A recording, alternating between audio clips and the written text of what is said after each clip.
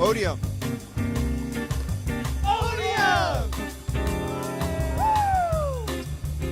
So it's Otium. Otium. Odium. Odium. Odium.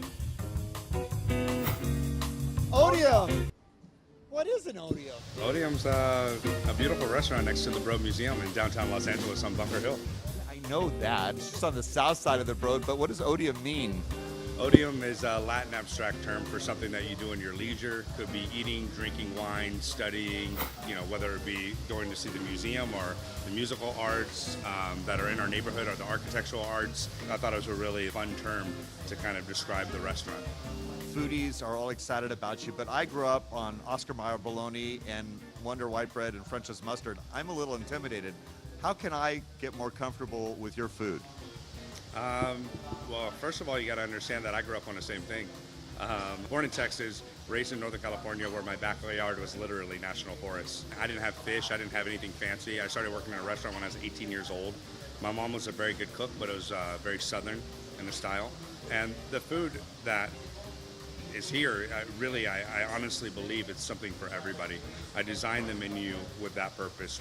Even though it might read a little bit intimidating, I promise you when you taste the food, you're gonna have reference points. It's like we have this beautiful donabe that has Wait, you just said a word that I don't understand. What does that mean? Donabe is a Japanese ceramic pot. So Of course it is. yeah, so it's essentially like a serving vessel or a cooking vessel. And basically we have this, cubes of this crispy toast with bacon and smoked pork belly, whipped maple syrup. It's got a lid on it. You lift the lid and it's smoking. At the end of the day, it's literally French toast with bacon. So it's a beautiful restaurant, but I notice there's no white tablecloths. For me, trying to strip away the formalities of fine dining, we're trying to make it a much more casual, relaxed environment where you can come in and if you live next door, if you're going to visit a museum, you can come in and you grab a salad, you can grab a roasted chicken and a beer, and you could be great. Or you can come here and before you go to the Walt Disney Concert Hall or for your 20th wedding anniversary and celebrate to have a more elaborate meal. So time has passed, the music is on, customers are arriving, and food has hit the table, Chef. I don't know how this got here without you. Tell us about the food that we're looking at. What is this, first of all? This is our Little Jim salad, and it's basically it's a Middle Eastern style salad called fattoush. Little Jim lettuce, purslane, fried pita. We've used a little bit of za'atar in there, some parsley, pickled onions, and a sumac dressing. This is fusilli. Fusilli is a kind of like a corkscrew-shaped pasta. It's green because we make it with spinach. We have clams in there. We have bacon. We have egg, Parmesan cheese, a little bit of chives, malt, and salt. Basically like a carbonara. And Caroline, you're his wife. Tell me about what you're doing here at the restaurant. I do the PR and social media for the restaurant. So are you the person that allowed us to come in to do this interview? Yeah, Is it going okay? it's going great, yeah. What is your favorite part of working here at Otium and doing the work that you do? Just being around a lot of creativity and my husband, of course, and just being able to work with him and build something beautiful and, bring life to Bunker Hill when there wasn't really much going on here before. I think it's a really special feeling to be able to build something, especially from nothing. We started with nothing, and now we have what we have, and hopefully we'll grow and we'll grow and we'll grow, and it'll be spectacular. Do you ever eat at home and what do you cook there, or do you? Or do you go in In-N-Out Burger or something? I don't cook. I can make scrambled eggs because of him. Because he And taught cacio me. pepe. Yes. So easy to make scrambled eggs. There's lots of ways to ruin them. Do you ever just make a pot roast? No, her mom makes a really good pot roast. She And does. so when we have pot roast, we go to her mom's house. This is art. It's food art. How are you able to make it consistent so each time that art comes out, it's looking at least pretty much on point, or does it matter? Can it come out looking differently even if it's the same dish? I think it's important that you don't get hung up on the plating. It's not like, there's a lot of the older school thought is things have to be a certain way. Every single time. At 12 o'clock is this, at 3 o'clock is that.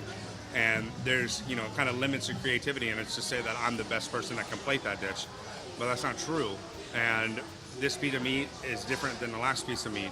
And these onions are different from the last onions that we used. And, you know, these ingredients are slightly different shapes. So it doesn't need to be, you just need to, you need to encourage the creativity that we all have in the kitchen and kind of embrace that. Maybe it's a great thing to have a little different experience with the same dish. Absolutely, absolutely. I hope you do. I hope you come in and something's plated differently. I hope you come in and something, you know, ultimately tastes better than the time before. You know, the reason I love cooking is originally because I made something over and over and over again. And still, if I go back there and I'm cooking steaks or I'm making mussels or making foie gras funnel cake, whatever it is, I want the one that I'm making to be the worst one because the next one is the better one and the next one is the better one. Can we eat now? So that's grilled beef, so it's grilled over the almond wood. And we have a chimichurri sauce, which is basically onions and herbs, a little bit of garlic, olive oil, and lemon juice. Wonderful. Tell me how you dress the greens. Just a little bit of olive oil, lemon juice, salt, and pepper. Very clean. I'm not a fish eater, chef, but this is delicious. Thank you. It's cured with lemon salt and then dusted with the pimenton powder, and then you have a little bit of shishito peppers in there, and squash, and charred eggplant. That's a fried pita chip. Tomato, cucumber, parsley, purslane, olives, onions, and remember that sumac dressing. So you've had that steak, you've had the pasta. Those are kind of richer, so now you're going to bite into the salad, and you'll see how it like brightens up your palate. You have a restaurant out in the valley too. Tell us about that. Yeah, we have Barrel and Ashes, and Barrel and Ashes is kind of an homage to what I grew up on. It's a partnership with a gentleman by the name of Roy Herman. He's a co-chef with me, co-owner, and he and I grew up eating very Southern. It's always been his dream to open a barbecue restaurant. We have a gentleman by the name of Mike Kaikina, who's our chef there and running it. He's doing a tremendous job.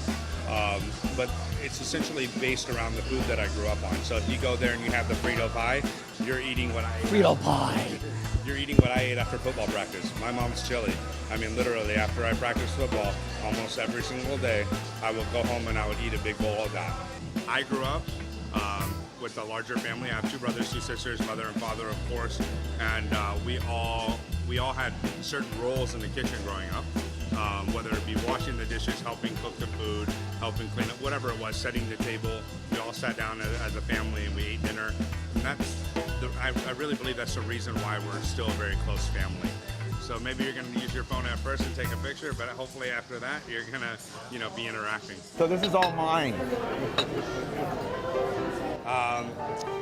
Hopefully you guys can come and visit us at Otium soon. You can make reservations at our website, www.otiumla.com. Don't hesitate to call the restaurant. Calling the restaurant is probably the best way to get a reservation. 213-935-8500.